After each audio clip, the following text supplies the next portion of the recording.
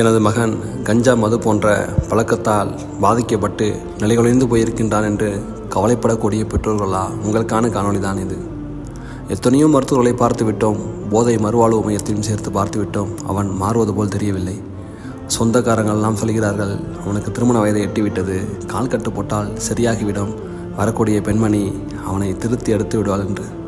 குறுகிய சிந்தனை படைத்த அந்த சொந்தங்கள் சொல்வதையும் சில பெற்றோர்கள் கேட்பது உண்டு. பெற்றோர்களே, உங்களுக்கான எச்சரிக்கை தான் இது. தாங்கள் பெற்றெடுத்த பெண் பிள்ளையை இப்படி கஞ்சா மது போன்ற அடிமையாகி உள்ள ஒரு ஆண் மகனுக்கு உங்கள் பெண் பிள்ளையை கட்டி கொடுப்பீர்களா? ஏதோ ஒரு பெண் 20-22 வயதாயிருக்கும், அவள் வீட்டிலே ராணி போல் வாழ்ந்திருப்பாள். அவளுக்கு சரியாக சமைக்க கூட தெரியாது.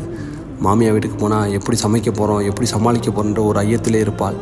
அவள் வந்து தான் உங்கள் பிள்ளைகளை திருத்தப் போகிறாளா? திருத்துவதான் பெண்களுக்கு வேலையா?